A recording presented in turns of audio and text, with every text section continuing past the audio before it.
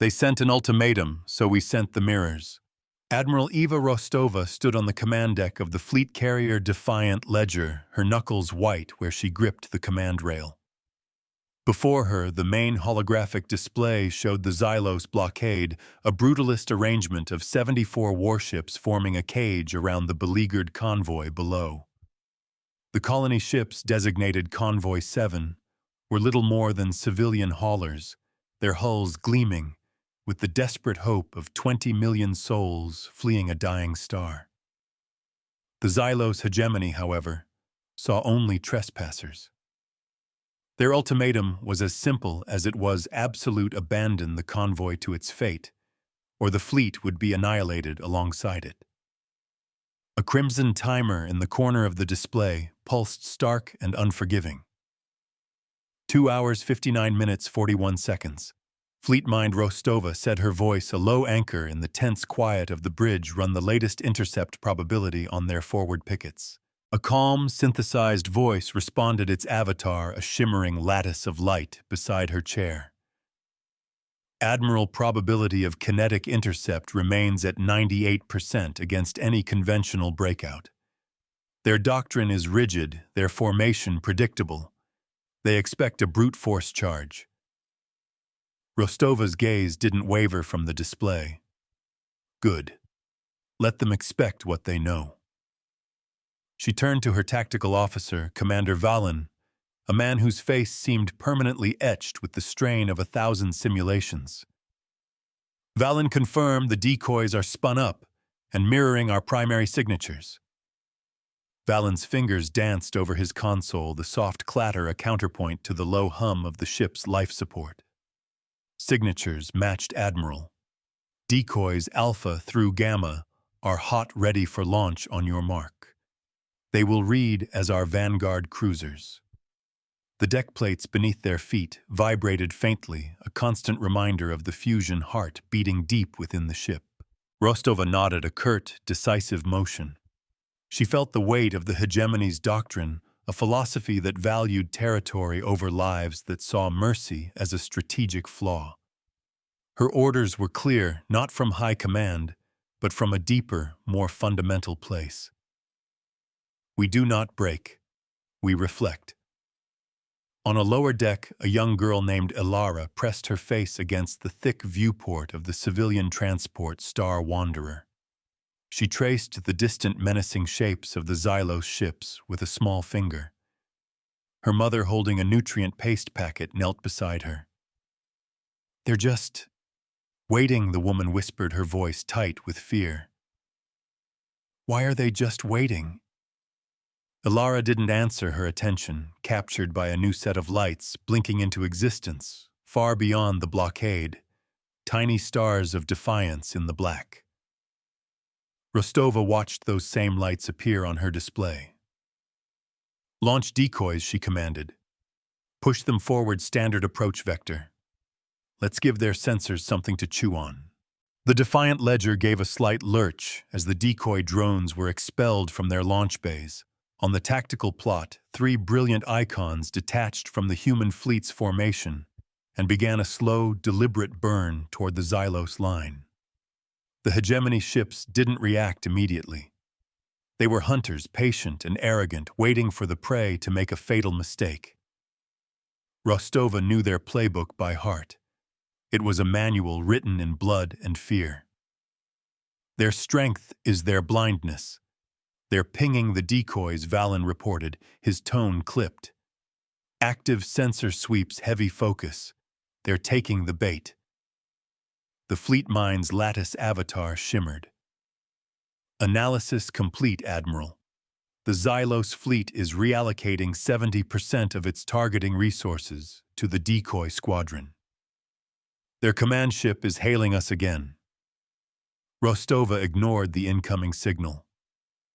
"Let them talk to themselves. Are the mirror arrays ready?" Her communications officer, Lieutenant Gia, confirmed. "Arrays online, Admiral. Awaiting alignment coordinates." The air on the bridge seemed to thin, charged with the scent of ozone from the overworked environmental systems. The mirror arrays were Rostova's gambit, a technology the hegemony had never encountered. They weren't weapons in the traditional sense. They were massive hyper-refractive surfaces folded into compact drones. When deployed, they could capture and redirect energy with near-perfect efficiency. They were tools of misdirection, of reflection, of turning an enemy's power back on itself. The plan was not to shatter the blockade, but to make it irrelevant to open a door where they saw only a wall.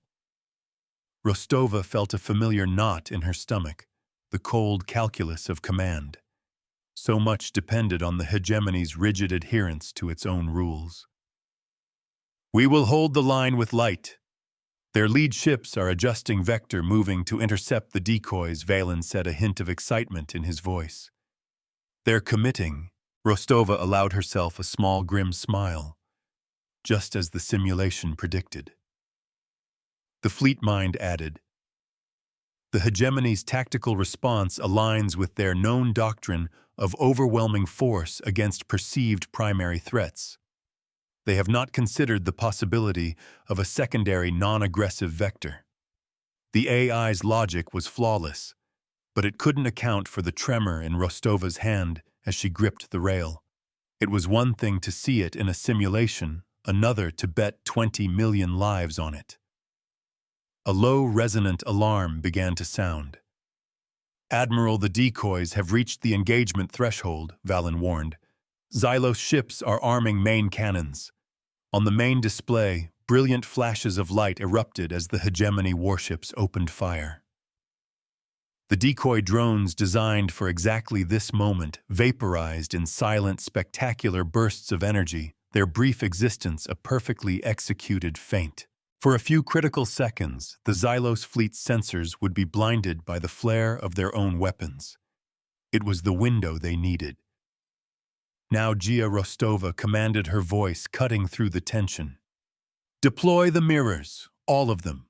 Their doctrine is a cage of their own making." From the underbelly of the human fleet, a swarm of hundreds of small drones accelerated not toward the enemy, but downward into the dark space below the ecliptic plane.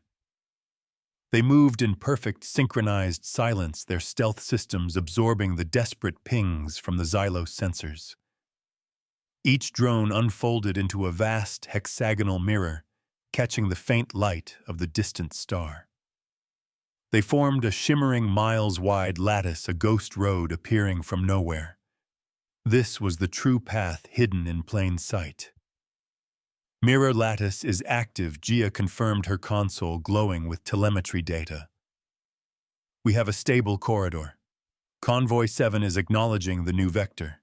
Rostova watched the civilian ships on the display begin to move, their clumsy engines firing as they descended toward the unseen path forged by the mirrors. It was a slow, agonizingly vulnerable procession. "Fleet mind," she said, "begin the next phase. I want their communications network to see ghosts." The AI's avatar pulsed gently. "Executing electronic warfare suite Epsilon. We will flood their tactical net with false positives of a fleet-wide charge. They will believe we are attacking from all sides." The console glare intensified, casting sharp shadows across the bridge. Rostova could feel the subtle shift in the ship's vibration as the massive EW emitters spun up. The hegemony command ship was now hailing them with frantic intensity, its automated threats escalating. They were confused, their rigid battle plan shattered by an enemy that refused to fight on their terms.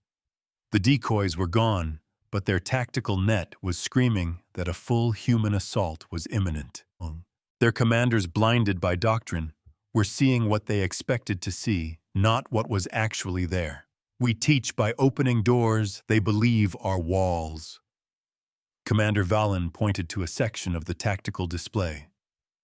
"Admiral, their flank cruisers are breaking formation. They're turning to engage the Phantom Fleet signals." The beautiful, brutal cage of the blockade was beginning to fracture, its integrity compromised by uncertainty.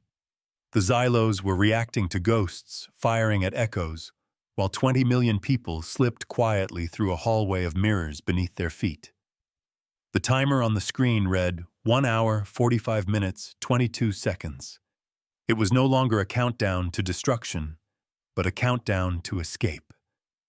Rostova knew this was the most dangerous moment. The illusion couldn't last forever. "How long until the convoy clears the blockade's effective range?" she asked. The fleet mind answered instantly. At their current acceleration, 17 minutes. However, the Xylos will recalibrate their sensors within the next 5. They will detect the mirror corridor. 17 minutes of hope against 5 minutes of certainty. The math was stark. Rostova's jaw tightened. She had hoped to avoid a direct confrontation to win without firing a shot. That hope was fading. They will learn the cost of their ultimatum. "Valen, bring our Vindicator cruisers to the front. Load non-lethal deterrents. I want their targeting arrays painted, but do not fire unless fired upon." Her orders were precise, her voice steady despite the rising tension. "Gia, single out their flagship. Open a direct channel. No encryption. Let their whole fleet hear it." A bead of sweat traced a line down Valen's temple. "Admiral, a direct broadcast will give them our exact position." Rostova met his gaze. "That's the point, Commander. It's time to settle the ledger." A new window opened on the main screen, showing the face of the Xylos commander, a being with chiseled obsidian-like features and eyes that burned with cold fury. His name was Overlord Kalen. "Human Admiral," he snarled, his voice a low growl of translated static. "Your cowardly tricks are at an end. Your fleet is surrounded. Surrender now or be erased." Rostova stood tall, the defiant ledger's bridge lights glinting off her uniform. "Overlord," she replied, her voice calm and clear, "we are not the ones who are trapped. You are. The reckoning is not a weapon, it is a mirror. Look below you, Overlord." Rostova continued, her words echoing across the Xylos tactical network. "You are so focused on the fist you believe is coming that you have failed to notice the open hand. The convoy is leaving. You can choose to let them go, or you can choose to fire on them and prove to the galaxy that your hegemony's doctrine is nothing more than the savagery of a cornered animal." Kalen's eyes widened in disbelief, then narrowed in rage. He barked an order in his own language. On the tactical display, several Xylos ships began to pivot, their weapon ports glowing as they aimed down at the fleeing convoy. "They're targeting the civilians," Gia said, her voice strained. Rostova's heart hammered against her ribs. This was the moment of truth, the point where philosophy met plasma. "Fleet mind," she said, her voice dropping to a near whisper. "It's time. Show them what a real ledger looks like." The AI's lattice pulsed brightly. Executing. The mirror arrays are realigning. The vast, unseen corridor of mirrors began to shift, each hexagonal drone rotating with microscopic precision. They were no longer a pathway. They were becoming a lens. We hold the light. We direct the cost. The Xylos ships fired. Lances of pure energy designed to crack the hulls of warships screamed toward the helpless civilian transports. But they never reached them. Halfway to their targets, the beams struck the realigned mirror lattice. In a breathtaking display of physics and foresight, the energy was caught, bent, and focused. For a fraction of a second, the light of the Xylos' own weapons was gathered into a single, blindingly brilliant point. And then it was returned. The concentrated beam, carrying the fury of a dozen warships, did not strike the Xylos flagship. It struck the ship that had fired first. The lance of redirected energy hit the Xylos cruiser's forward shield generator. The shield overloaded, erupting in a shower of cerulean sparks. The ship's power grid buckled, its lights flickered, and its main weapons went silent. It was a perfect, non-lethal disarm, a single elegant act of consequence. Silence fell across both bridges, a shared moment of stunned disbelief. Their violence will be returned to sender. Overlord Kalen stared at his tactical display, his fury replaced by a sudden, chilling comprehension. The human fleet hadn't attacked. It had simply refereed. It had taken his own aggression and handed it back to him precisely and without malice. He had given an ultimatum, and the humans had responded by forcing him to be accountable for it. The convoy was still moving now halfway to freedom. His disabled cruiser was drifting its crew scrambling to contain the power surges. He had lost a ship without the enemy firing a single shot. Overlord Rostova's voice came again, calm and implacable. This is the cost of your doctrine. Every act of aggression against those civilians will be returned to the ship that commits it. We will not fire on you.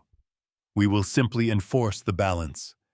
The choice is and always has been yours. The remaining time on the ultimatum clock seemed to mock him. 1 hour, 28 minutes, 04 seconds. Each second that ticked by was another second his authority. His entire philosophy of war was being dismantled in front of his own fleet. This is the first lesson. The first. There will be more. In the medbay of the Defiant Ledger, a corpsman was treating a minor plasma burn on an engineer's arm sustained when a power conduit overloaded during the mirror array's realignment.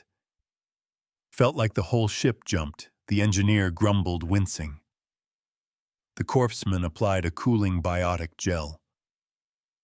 The price of admission, she said softly. Nobody ever said opening doors was easy. The engineer nodded, watching the holographic display on the wall, showing the convoy moving steadily away from the now hesitant Xylos fleet. Rostova watched the same scene from her command chair. The Xylos had not fired again. Their formation was in disarray, a mix of confusion and indecision. Her gamble had paid off, but the cost was still being tallied. The energy drain from the mirror maneuver had put her fleet's power reserves into the yellow. They had bought time for the convoy, but they were now less prepared for a prolonged conventional fight. Fleet mind. What's their status? She asked. The Xylos fleet is holding position. Admiral, the AI responded. Their internal communications show extreme ideological conflict. The regional commander is demanding Overlord Kalen reassert control. A new mystery. Kalen wasn't the only authority in his fleet. This was an escalation, a complication she hadn't anticipated. Give me a profile on this regional commander, she ordered. Valen's console chirped. His name is Sub-Executor Teth. He's a doctrinal purist. The reports say he views any deviation from the ultimatum protocol as weakness. This was bad.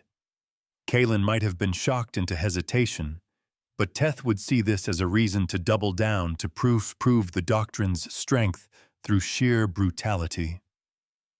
The strategic victory of the mirror lattice was about to be challenged by the blunt instrument of fanaticism.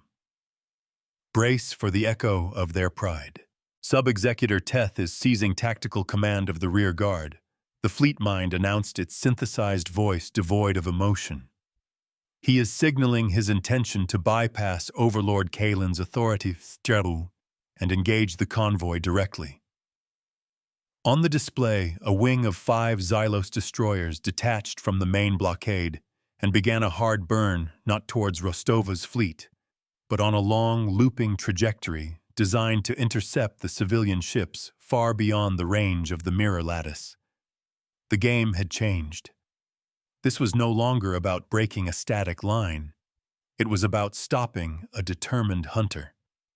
They're trying to outrun the reflection, Valen stated, the grim reality sinking in. The lattice doesn't have the range to protect the convoy that far out.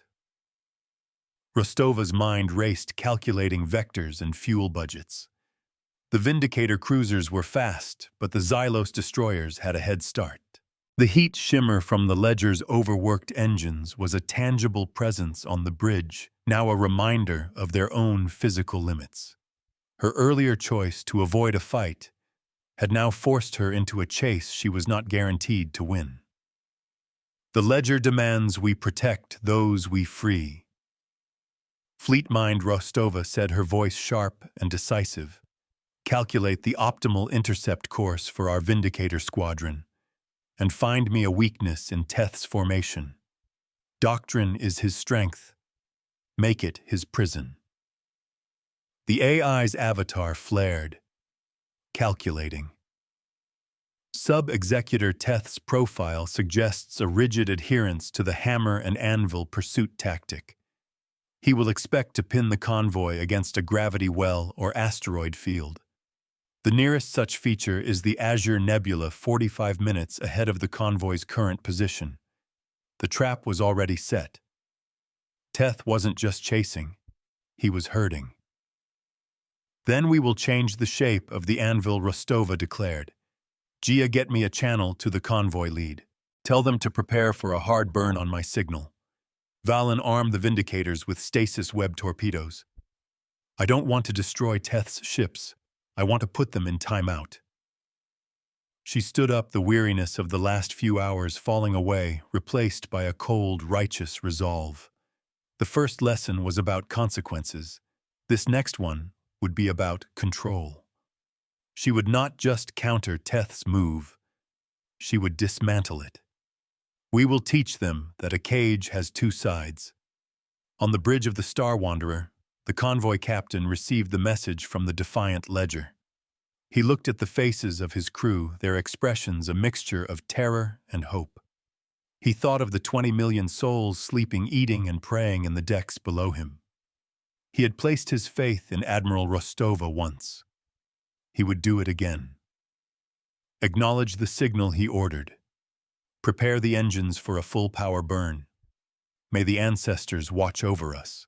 Rostova watched the icons on the tactical plot, a cosmic chess match playing out across millions of miles of empty space. Teth's destroyers were closing the distance, their path predictable, their intent murderous.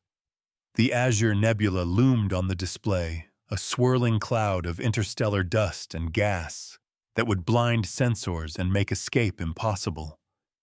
It was a perfect anvil. But Teth didn't know that Rostova had brought her own hammer. A mystery seeded hours ago was about to pay off. Hidden within the convoy, disguised as simple cargo containers, were the fleet's most powerful long-range tug drones. They think they are the hammer. They are about to become the nail. Teth's squadron is entering the nebula's outer halo, Valen reported. They're slowing, preparing to form their cordon. Rostova nodded. Convoy lead, execute burn now. Vector 090 full thrust. The civilian ship icons surged forward, angling away from the nebula's heart. Teth, seeing his prey suddenly bolt, would have no choice but to follow. He would push his ships deeper into the sensor-choking gas, believing he was closing the trap. He was a predator, blinded by the chase, unaware of the ground crumbling beneath him. Release the tugs, Rostova commanded softly. From the sides of the lead convoy ships, the disguised drones detached and fired their engines not in pursuit, but in the opposite direction.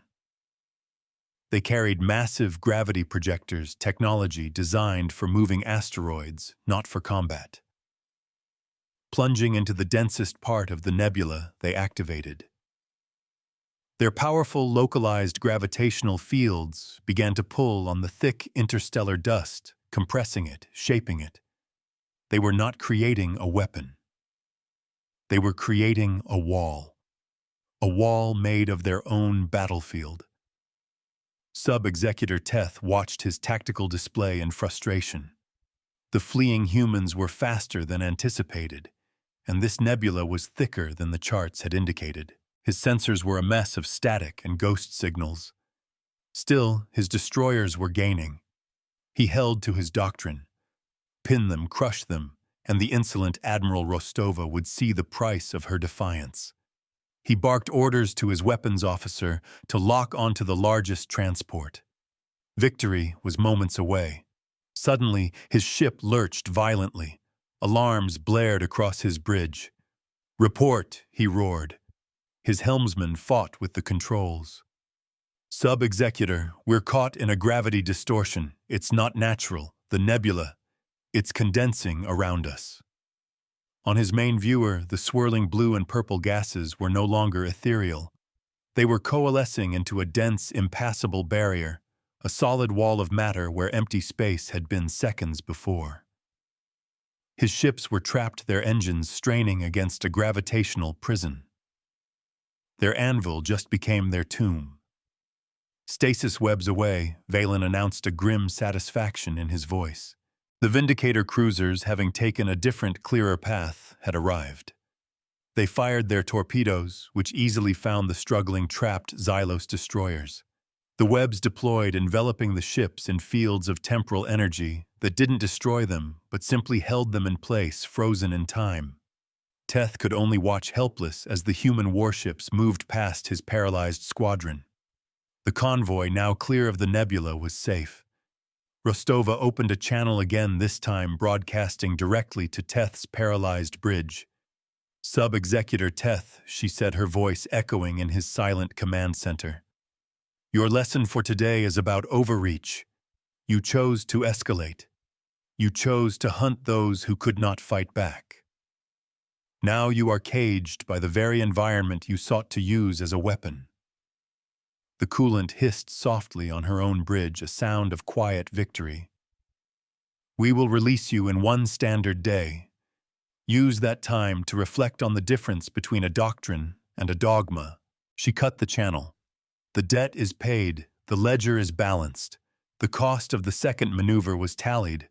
One of the tug drones had burned out its gravity projector, a significant loss of a valuable asset.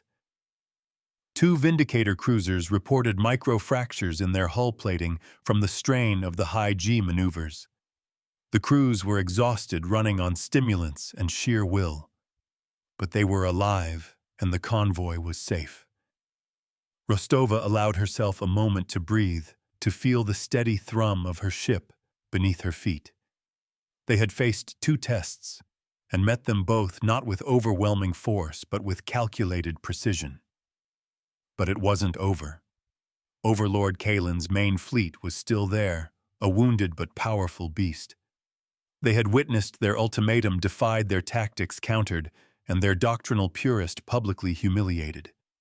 They were now unpredictable. Kalen had been cowed, Teth had been caged, but the hegemony itself was a vast, ancient power. They would not take this insult lightly. The fleet mind's calm voice broke the quiet. "Admiral, I am detecting a massive energy surge from the center of the Xylos formation. It does not match any known weapon signature. A new mystery more ominous than the last." "What is it?" Rostova asked. "Analysis suggests it is a fleet-wide network link, Admiral. They are synchronizing their core systems into a single computational entity. Their doctrine is evolving in real time." The 70-odd ships of the Xylos blockade were becoming one mind, one will. All the individual weaknesses she had exploited, Kalen's shock, Teth's predictability, were being erased, subsumed into a single unified and utterly alien consciousness. They are forging a single sword from many blades. On the main display, the Xylos ships began to move with an eerie, perfect synchronization. They flowed like mercury, forming a new kind of blockade, not a rigid cage, but a fluid, adaptive net. There were no gaps, no flaws, no predictable patterns. It was the physical manifestation of a single hostile intelligence. The ultimatum hadn't just been defied, it had been shattered, and from the pieces, something new and far more dangerous was rising. Rostova felt a chill that had nothing to do with the bridge's temperature. "They are no longer operating from a playbook," Admiral the Fleet Mind stated. "They are writing a new one. All previous tactical predictions are now obsolete. The human advantage, their ability to outthink a rigid opponent, had just been nullified. They were now facing a true fleet mind, one born of desperation and rage. Valen looked at the display, his face pale. Their power output is climbing. They're not preparing to fire. They're preparing to change the shape of space itself. The console glare reflected in his wide eyes. We fought the doctrine. Now we must fight the god. Explain! Fleet Mind Rostova commanded, her mind already racing through the horrifying possibilities. The Xylos are spooling their drive fields in unison, creating a localized gravitational tsunami. It is a brute force weapon of immense scale. They intend to warp space-time itself, crushing our fleet and the convoy in a catastrophic gravitational shear. It was a weapon of spite, a scorched earth tactic that would destroy everything in the sector, including themselves. The ultimatum had failed, so they had chosen mutual annihilation. This was the final escalation. Her fleet, already running on low energy reserves, could not outrun a wave of collapsing space. The mirror lattice was useless against gravity. The stasis webs were too short-ranged. Every tool she had used, every clever strategy, was now irrelevant. She was facing an enemy that had decided if it could not win, it would tear the board apart. The civilian ships, so close to freedom, were now facing a death more certain than any plasma cannon. This is the final test of our restraint. In the mess hall, crew members were watching the tactical display on a secondary screen, their meals forgotten. The quiet confidence of a few minutes ago had evaporated, replaced by a tense, heavy silence. They saw the synchronized movement of the Xylos fleet, the rising energy readings. They were trained soldiers, but they were also parents, siblings, and children. They understood what a gravitational weapon meant. It was an executioner's axe for an entire solar system. Rostova stood before the command rail, her fleet behind her, the lives of millions before her, and an enemy determined to burn down the universe in front of her. The conflict triangle had reached its apex. Her moral line against needless destruction, the AI's cold calculus of survival, and the antagonist's final suicidal doctrine. Any choice she made now would be measured in megadeaths. She turned to her AI. Fleet Mind, she began, her voice quiet but firm. You were created to solve impossible problems. Solve this one. The lattice of light that was the Fleet Mind pulsed its serene form for the first time, showing a flicker of what looked like agitation. Admiral, there is only one viable strategy. It is high risk and its consequences are uncertain. Rostova held its gaze. We are long past the point of certainty. Give it to me. The AI's synthesized voice filled the bridge. We must do to them what they are attempting to do to us. But we must do it first. We must use our own drive fields synchronized by my core logic to create a counterwave, a precision gravitational strike. We must become the monster to defeat it. Valen shook his head. A grav strike, Admiral, that's a forbidden weapon. It's indiscriminate, uncontrollable. Rostova's gaze was fixed on the Fleet Mind. Is it, she asked the AI. Can you control it? The lattice shimmered. Theoretically, unlike the Xylos' brute force tsunami, I can shape the event. I can create a lance, not a wave, a single focused point of gravitational collapse. I can aim it not at their fleet, but at the empty space directly in its center. Rostova processed the implications. A precision strike, a surgical tear in space-time itself. Not to destroy them, but to break their network, to sever the connection that made them a single entity. It was a move of breathtaking audacity, using a doomsday weapon as a scalpel. The risk was astronomical. If the AI's calculations were off by even a fraction of a %, it could create a black hole that would swallow them all. What are the odds of catastrophic failure, she asked. 18%, the fleet mind replied without hesitation. An 18% chance of total annihilation.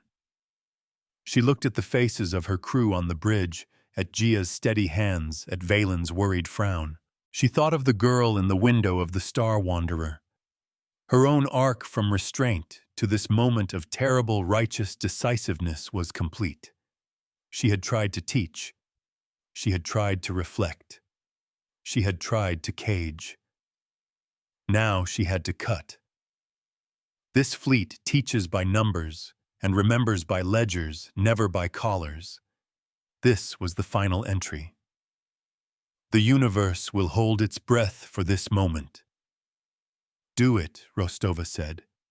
Her voice did not tremble. Link my command authority to every ship in this fleet. Slave their drive cores to the fleet mind. Let's show them the difference between a tantrum and a choice. The deck plates beneath her feet began to hum with a new, deeper frequency as the Defiant Ledger and its entire escort fleet began to channel the power of their star drives into a single, terrifying purpose. The air grew cold, and the lights on the bridge dimmed as all non-essential power was rerouted. A single line of in-universe lore, a foundational principle of her fleet, echoed in her mind. This fleet teaches by numbers and remembers by ledgers, never by collars. This was the ultimate entry in that ledger, a cost so high it could never be fully repaid, only justified. She was about to scar the fabric of the universe to save 20 million lives. She had offered mercy with tithe. Now she was offering a lesson with a thunderclap that would echo for generations. We are the anchor against the storm. The fleet mind's avatar expanded its lattice of light, filling the front of the bridge. Synchronization at 99%. Admiral, we are ready. On your command, I will collapse space-time. Rostova placed her hand flat on the cool metal of the command rail, feeling the immense, restrained power thrumming through the hull of her ship. She looked at the Xylos fleet, a unified monster preparing to end everything. Her fleet was also unified, but not by hate. It was unified by a single defiant purpose. Hold steady, everyone. She said, her voice a calm anchor in the swirling chaos of the moment. The countdown timer of the original ultimatum had long since become irrelevant. A new, silent countdown was taking place in the core of her fleet's AI. 5 seconds. 4. 3. The ship groaned under the strain, a sound like stressed metal and tearing reality. 2. 1. Execute. Rostova commanded. Their sword is broken. The lesson is over. From the front of the human fleet, nothing visible erupted. There was no beam, no flash of light. There was only a sudden violent wrongness in the space at the heart of the Xylos formation. A point of space-time no bigger than a cruiser simply ceased to exist in a normal way. It twisted it, folded it, collapsed, creating a gravitational vortex of unimaginable power that lasted for less than a second. But it was enough. The ships at the center of the Xylos fleet were not destroyed, but they were violently thrown aside by the gravitational shear. The network linking them all, the single consciousness they had formed, was severed by the surgical tear in reality. The perfect fluid formation shattered. Ships that had been moving as one were suddenly independent again, their systems screaming with overload, alarms their crews thrown into chaos. The nascent god was dead, leaving behind 74 confused and terrified pieces. The gravitational tsunami they had been building collapsed, its energy dissipating harmlessly. The bridge of the Defiant Ledger was silent. The deep hum of the drive fields faded, replaced by the normal, steady thrum of the ship. The lights returned to their full brightness. The cost was immediate. Alarms flared across Valen's console. Heavy drive strain across the fleet. The Steadfast is reporting engine burnout on 2 nacelles. We have multiple hull breaches on decks 7 and 9 from the space-time recoil. Medical teams are responding. The price had been paid. The wound was deep but not mortal. Their ultimatum has been answered. Overlord Kalen found himself suddenly jarringly alone in his own mind. The unified consciousness was gone, replaced by a cacophony of panicked reports from his scattered fleet. His ships were damaged, his chain of command was broken, and his ultimate weapon had been dismantled before it was even fired. He looked at the human fleet, holding its position wounded but intact. They had wielded the power of a singularity not as a weapon of annihilation, but as a tool of disconnection. They hadn't just defeated him. They had fundamentally disproved him. Rostova watched the chaos unfold on the Xylos side. Her own fleet was battered. The ledger itself shuddered a deep groan of protest from its frame. The scent of burnt ozone was thick in the air. The gamble had worked. The 18% chance of failure had not come to pass. But the victory felt heavy sober. She had authorized the use of a power no one should ever have to wield. She had bent the rules of physics to enforce a moral line. We will write this precedent in their stars. Gia Rostova said, her voice hoarse. Open a channel to the Hegemony High Command. Transmit all unencrypted logs from this engagement. From their ultimatum to our final action. Let them see the choices that were made. Let them see the cost their doctrine incurred. She looked at the display where the convoy, battered by the distant spatial distortion, but whole, was now accelerating away, finally and truly free. The lights of their colony ships were a fading promise in the darkness. On the public ledgers of the Interstellar Council, a new entry was logged moments later, broadcast from the Defiant Ledger. It stated simply that the Xylos Hegemony's ultimatum doctrine, having been met and its consequences fully accounted for, was hereby declared a strategic fallacy and an act of existential threat. Its practice was now grounds for immediate sanction and fleet intervention by any signatory power. The precedent was set. The age of ultimatums was over. The bridge was quiet now, save for the soft hum of systems returning to normal. The heat from the overloaded consoles was finally beginning to dissipate, cooling to a dull, pewter glow in the low light. Rostova looked at the main screen where the final tally of her own fleet's damage was being confirmed. It was manageable. They had held. They had protected. They had taught. She thought of the future of the new policies that would be written, the new doctrines of engagement that would value life over territory, dialogue over demands. She had forced a reckoning, and the galaxy had listened. We have taught them that an open hand is not an unarmed one, and that a ledger always gets balanced. Some debts are paid in metal and fuel. Others are paid in shame. Let them carry that weight. It is a heavier burden than any weapon we could have fired. Let them learn from it, or let it crush them. Their silence is our answer. A message window blinked on the main display, a formal summons from Overlord Kalen. Gia looked to Rostova, her expression questioning. Put him through. Rostova said, her voice still rough. The image of the Xylos commander appeared, but he was a different man. The fury was gone, replaced by a hollow, brittle shock. His bridge was a scene of controlled chaos, sparks raining down from a ruptured ceiling conduit.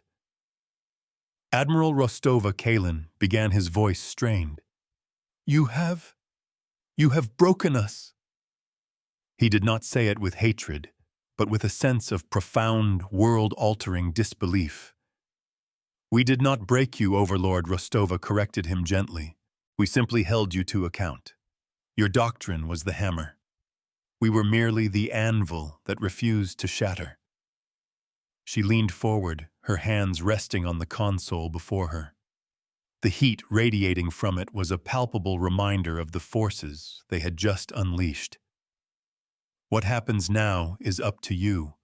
You can retreat and report your failure, or you can force me to make another entry in this ledger. I assure you, the next one will be final. The threat was plain, but her tone was that of a weary teacher, not a vengeful conqueror. The choice to learn is the only surrender we accept. Kalen seemed to shrink within his uniform. He looked away from the screen at the panicked faces of his own crew, and then back at Rostova's unyielding gaze. My fleet is crippled. My authority is gone. We cannot fight. It was the closest he could come to a surrender. Rostova nodded slowly. Then gather your wounded, tend to your dead, and go. Tell your masters what happened here. Tell them the age of the ultimatum is over. We will be watching. She did not wait for a reply. Gia closed the channel. The screen went blank, leaving only the tactical display of a broken fleet. The bridge of the Defiant Ledger remained tense. The victory was real, but the adrenaline had not yet faded, leaving behind the jittery, raw-nerved exhaustion of a near-death experience. Fleet-Mind Rostova said, her voice low. Begin full-spectrum passive scans of the Xylos fleet. I want to know if they're repairing weapons or engines. The AI's lattice pulsed. Executing.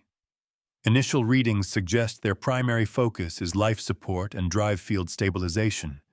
They are not preparing for renewed hostilities. They are preparing to flee. The suit heartbeat monitor in Rostova's earpiece finally began to slow its frantic pace. We will watch them until the lesson settles. Aboard the civilian ship Hope's Passage, the mess hall was silent. A replay of the final, terrifying moments of the battle was showing on the main screen. Not the tactical icons Rostova saw, but a visual rendering from the fleet's public affairs drone. It showed the fabric of space itself twisting the Xylos fleet, being thrown apart by an invisible hand. A medic, her hands still stained with the blood of a crewman injured in the gravitational backlash, watched with wide eyes. They tore a hole in the universe for us, she whispered to the man next to her.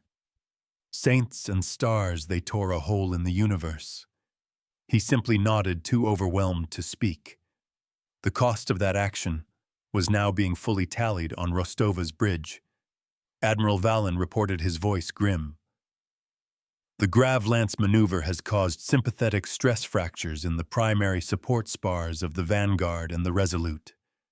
They are combat ineffective until we can get them to a dry dock. The Steadfast's engine core is offline. They are on emergency power. He paused. And we have 27 casualties, Admiral. No fatalities, but Chief Engineer Raylan has severe plasma burns. The medbay is at capacity. Each word was a weight adding to the burden of command. Rostova's jaw tightened. She had saved 20 million strangers, but she had hurt her own. Every victory is a debt. Have the Ledger's engineering crews send assistance to the Steadfast. Immediately, she ordered. And get me a direct link to the medbay. I want to speak to Chief Rollin personally. She had made the call, but she would not hide from its consequences. Before the connection could be made, however, a new alert flashed on Gia's console. It was a Priority 1 signal, bypassing all local protocols, its encryption header bearing the mark of the Xylos Hegemony High Command. It wasn't from Kalen's fleet. It was from their homeworld. They're hailing us, Admiral Gia said, her brow furrowed in confusion. Directly. They are ignoring Kalen entirely. This was a dangerous, unpredictable development. High Command's intervention could mean anything from a formal surrender to a declaration of total war. On screen, Rostova said, bracing herself, The face that appeared was not a military officer.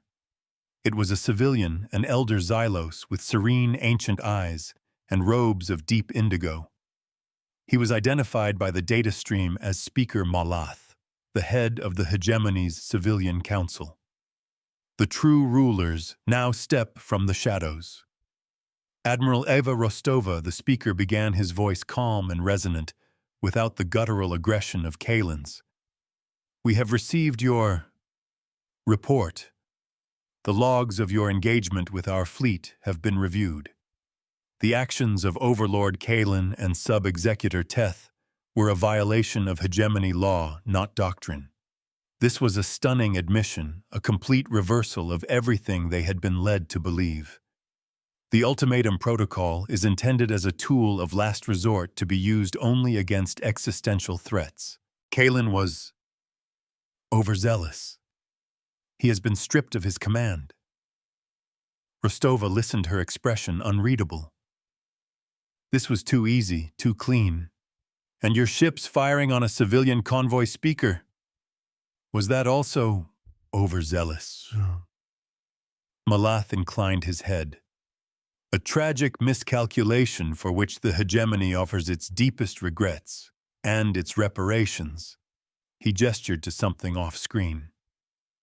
However, there is the matter of your response.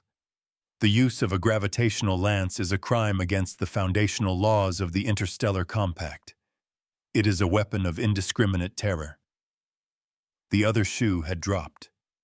This wasn't a surrender. It was an accusation. They offer an apology with a knife behind it.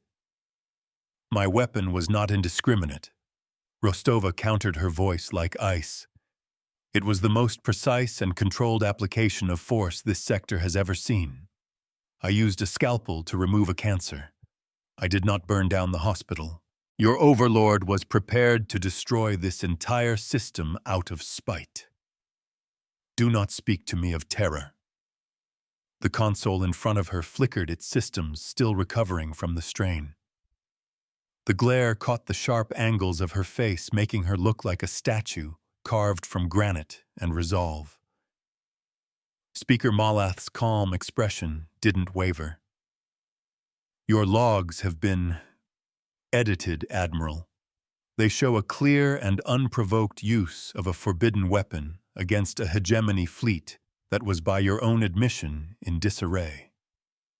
A cold dread settled in Rostova's stomach. Edited how the fleet mine's data was incorruptible. She glanced at the AI's avatar. It was pulsing with a frantic, chaotic energy. Admiral, the fleet mine's voice cut in a new edge of alarm in its synthesized tone. I am detecting a logic bomb embedded in the hegemony's final transmission before the grav strike. It was a piggyback virus. It did not affect my core processes, but it has corrupted the evidentiary logs. The data sent to High Command was altered. It implicates us. Their final weapon was not a bomb, but a lie. They had been played. The Xylos' final act of defiance wasn't the gravitational tsunami. It was this. A poison pill of data that would turn their victory into a war crime. The mystery of High Command's bizarrely conciliatory tone was revealed. They weren't apologizing. They were setting a trap, and she had walked right into it. Speaker Malath Rostova said, her mind racing to find a new path. My internal logs are intact. I will transmit them to the Interstellar Council directly. Malath gave a sad, almost pitying smile. Of course you will. But it will be your word, the word of an officer who has admitted to using a doomsday weapon against our doctored evidence. Who do you think they will believe? We are offering you a simple choice, Admiral. Take personal responsibility for this unfortunate incident. Announce your retirement. In return, the hegemony will not press for a war crimes tribunal. Your crew will be allowed to return home. It is a generous offer. It was another ultimatum cloaked in the language of diplomacy. The cage is not always made of guns. Rostova felt the walls closing in. She had won the battle, but she was about to lose the war in a court of public opinion.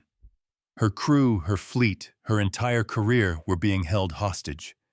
She could see Valen staring at her, his expression a mixture of fury and helplessness. Gia's hands were frozen over her console. They were waiting for her to make the call to sacrifice herself for them. The conflict triangle was back, but now it was her reputation versus her crew's freedom versus the hegemony's perfectly crafted lie. This was the true cost of her victory, more damaging than any hull breach. She had focused on the physical ledger of ships and lives and ignored the political one. A rookie mistake. "And if I refuse?" Rostova asked, her voice dangerously quiet. Speaker Moleth's smile faded. "Then we will release the doctored logs to every news feed in the galaxy. We will paint you as a monster, a butcher, who used a black hole to slaughter our brave soldiers. Your government will be forced to disavow you. Your name will become a curse. The choice, as always, is yours. They seek to break our spirit, not our ships." Just as the silence on the bridge became unbearable, a small, insistent chime echoed from the tactical station. Admiral Valen said, his voice cutting through the tension. He was pointing at the display showing the sector where Sub-Executor Teth's squadron was being held in stasis. "The one-day hold is about to expire. Teth's ships will be released in 5 minutes." Everyone had forgotten about him in the chaos of the last hour. Teth, the purist, the fanatic. The one piece on the board that didn't follow Kalen's or Moleth's script. An idea sparked in Rostova's mind, a desperate, brilliant gamble.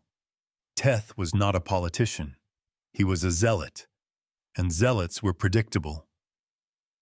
"Fleet mind," she said, turning away from the still open channel with Malath. "Can you isolate the communications channel for Teth's flagship? The moment the stasis web drops, I want to talk to him." The AI responded instantly. "Channel isolated and ready, Admiral. Probability analysis suggests any communication will be met with hostility." Rostova's lips curved into a grim line. "I'm counting on it. Their fanaticism will become our proof." She turned back to the screen where Speaker Moleth waited patiently for his answer. "Speaker," she said, her voice now filled with a new chilling confidence. "You are right. A choice must be made. So let's make it together. I am not cutting this channel. You will stay on the line and watch what happens next. You are about to get a live demonstration of the difference between your doctored logs and the truth." Moleth's serene expression finally cracked a flicker of uncertainty in his ancient eyes. The countdown on the tactical display reached 0. The shimmering blue fields of the stasis webs dissolved, leaving Teth's 5 destroyers floating free in the azure nebula. For a moment they were motionless. Then their engines flared to life. "He's hailing us," Admiral Gia reported. "No, wait. He's broadcasting. On an open fleet-wide frequency."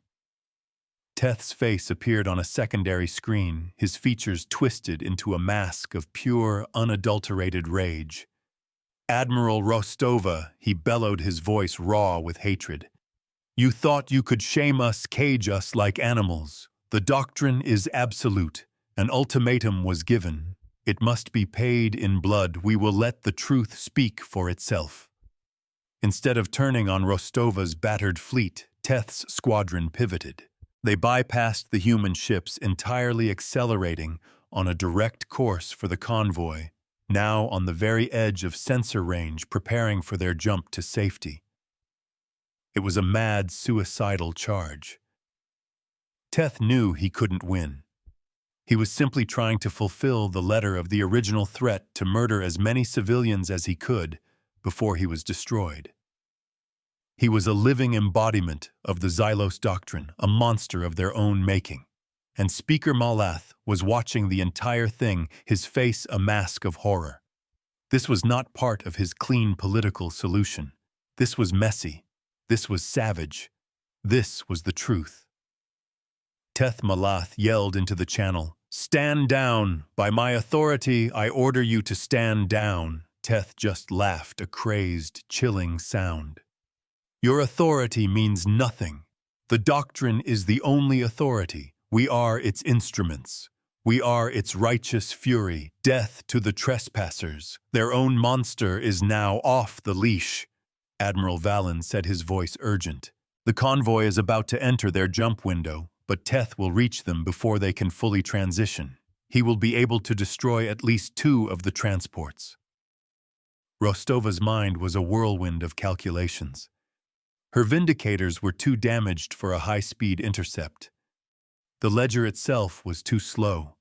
She had no conventional weapons that could reach him in time. And using the grav lance again was unthinkable. It would prove Malath right. She needed another miracle. She needed another mirror.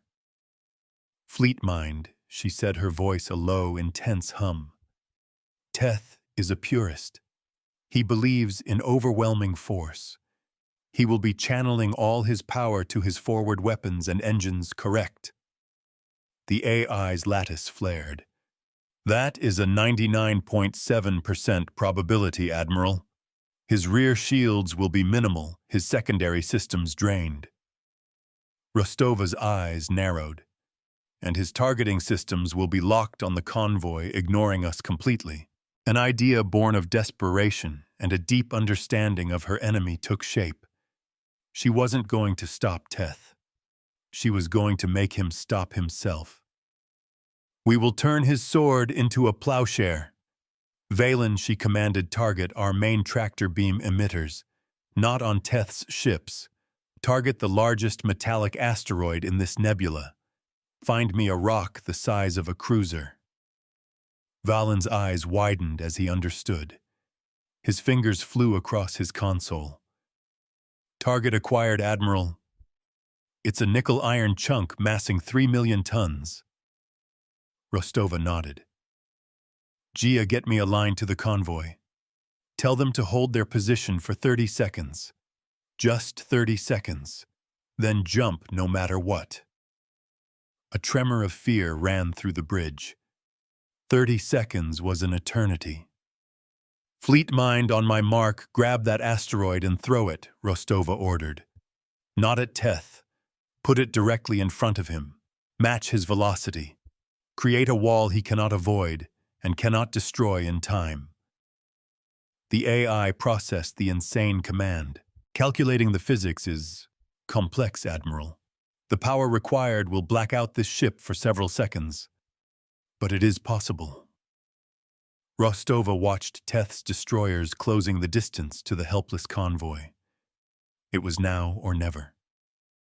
They believed themselves an unstoppable force. "We will provide the immovable object." "Execute," she whispered.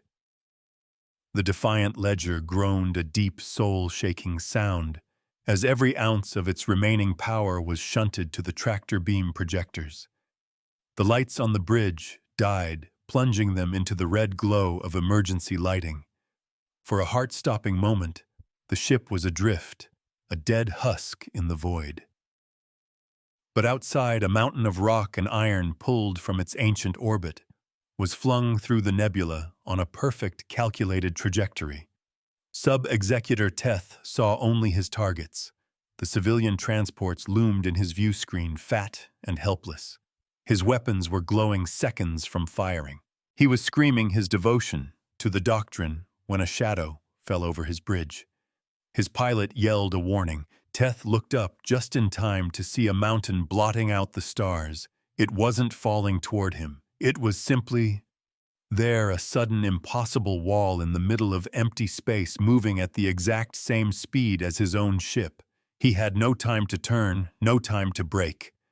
His ship, a marvel of military engineering designed for speed and aggression, slammed into 3 million tons of inert, unyielding matter.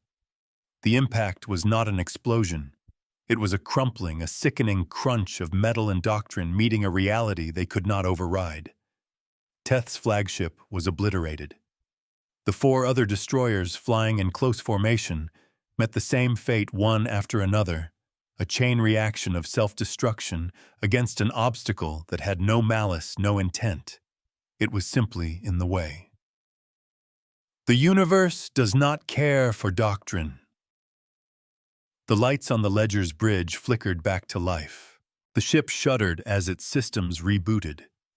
On the main screen, the tactical display showed the convoy safe and unharmed vanishing into the swirling blue vortex of a jump gate.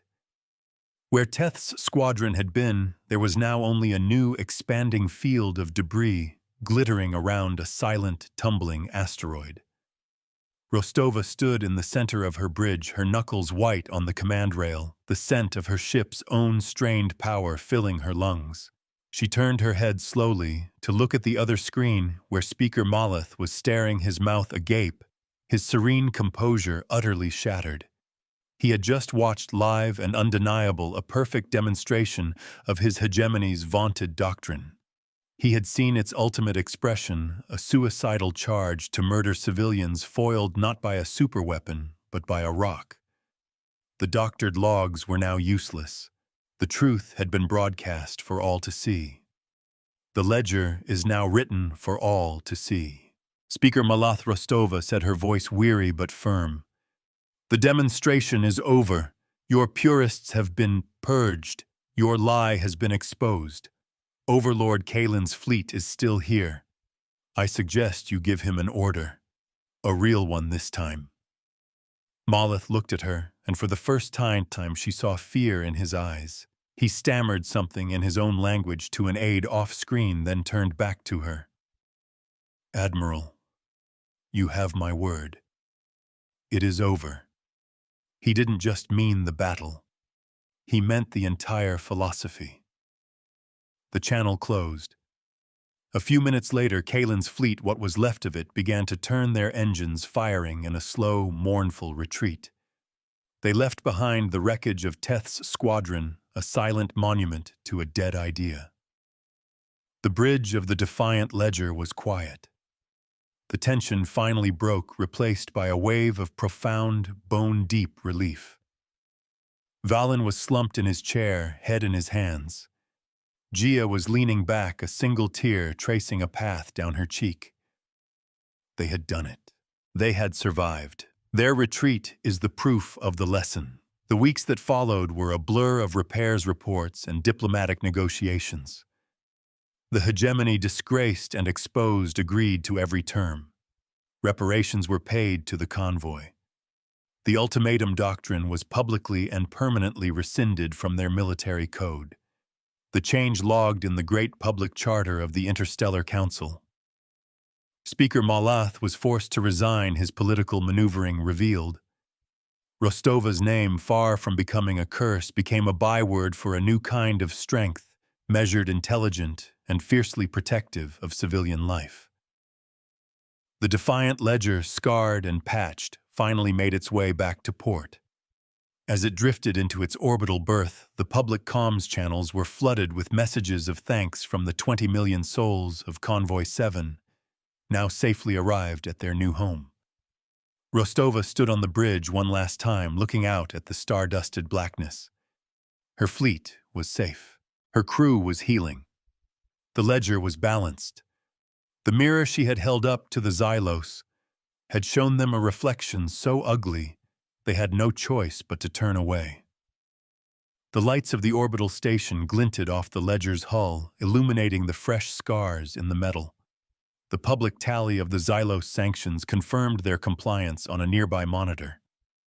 Deep within the ship, the massive gyroscopes used for the grav lance and the tractor beam throw cooled their metallic sheen, fading from a stressed blue to a calm, restful pewter.